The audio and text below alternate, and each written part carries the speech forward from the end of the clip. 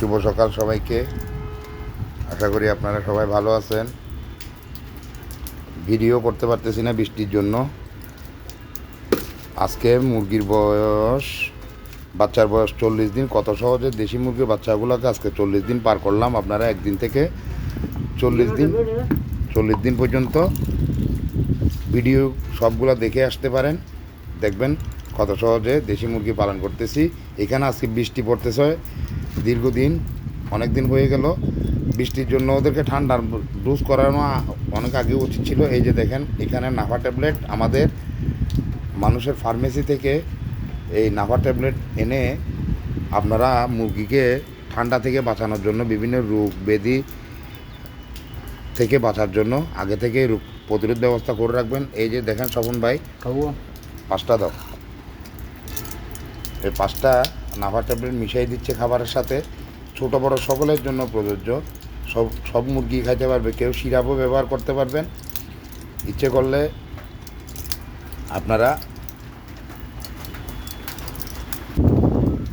Veterinary দোকান থেকে আপনারা রেনামক্স খাওয়াইতে পারেন, ডক্সি অ্যাবেট খাওয়াইতে পারেন,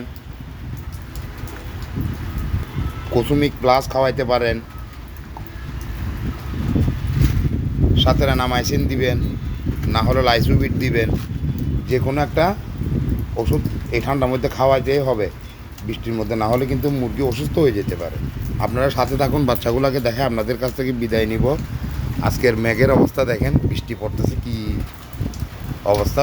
এইরকম বৃষ্টি পড়তেছে আজকে অনেক দিন যাবৎ। সকালে সকালে মুরগিকে, ওই যে দেখেন বাইরের কি অবস্থা। বাইরে মুরগিকে খাবার দিতে পারতেছি না।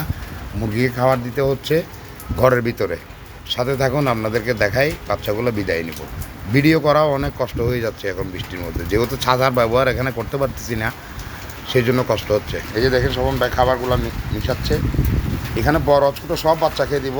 আর বাচ্চাগুলোর জন্য আলাদা, এই খাবার থেকে আলাদা করে সামান্য রেখে সেখানে গ্রোয়ার ফিড মিক্সার দিব। আরেকটা কথা ভুলে গেছি, খাবার কিন্তু এগুলো গরম। সকালে এই পাতাগুলা, এখান থেকে পাতাগুলো সকালে কেটে দিয়েছি, এখন সিদ্ধ করে এনে এই খাবারগুলো রেডি করা হচ্ছে। এই যে দেখেন বাচ্চার জন্য সবন ভাই গ্রোয়ার ফিড মিশাচ্ছে। এই যে দেখেন এখানে পানির কী অবস্থা, বৃষ্টি একাকার হয়ে গেছে। আর বাচ্চাগুলো দেখেন, এই আজকে 40 দিনে 42 বাচ্চা। প্রথমে 2 দিনে 2টা বাচ্চা মারা গেছিলো, যেগুলো দুর্বল বাচ্চা ছিল, জন্মর থেকেই হালকা পাতলা হয়েছিল।